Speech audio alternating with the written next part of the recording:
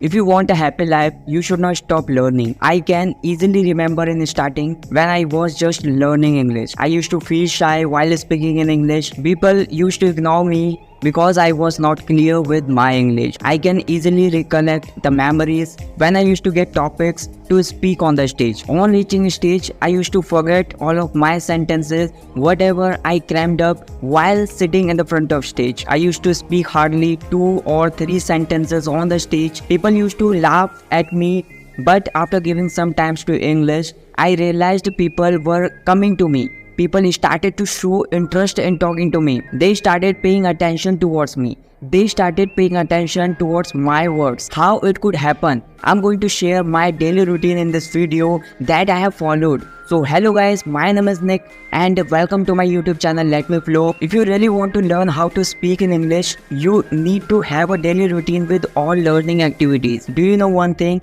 If you have not daily routine, what happens? You will not be in discipline, you will not be focused, you will not be in touch of English structures, you will not be in touch of your mistakes. In starting, what happens with us, one day we get motivation that we want to learn English. After 2 or 3 days, it remains in our mind that I have to learn English, we have to learn English. But after some times, gradually the interest of learning English fades away, and after few days we stop learning English and ultimately we forget all the things whatever we have learned. Many of us repeat this drama. If you also don't be the part of this drama, so follow this routine. First of all, always stay motivated. In starting, people think that English is a difficult language. After getting up in the morning, you will not feel like going to the books, you will not feel like practicing English sessions. But after creating this habit, it will automatically come to your mind. We will have to include everything from reading to writing to listening to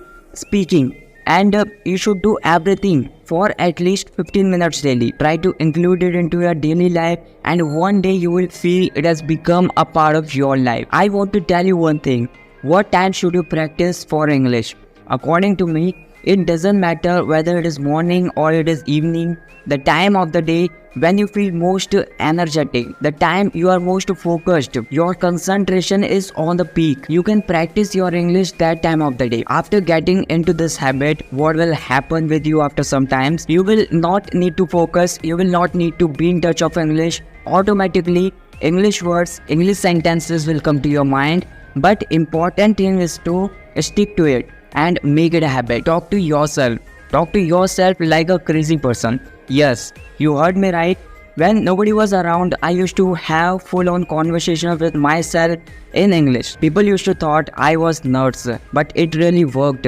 I was like having my own personal English tutor who never charged me a dime. Third thing, learn imitating. Imitate means to copy the speech of somebody or to copy the actions of somebody. Play an English video, hear a small part. You are watching a video in which you get a sentence. Suppose, hey Akash, where are you going for your holidays? I'm going to Nainital. Now just pause the video and try to speak the same thing. Hey Akshita, where are you going for your holidays? I'm going to Manali. When you try to imitate others while learning English, you get the chance to practice your pronunciations and intonations as well. Just think about it.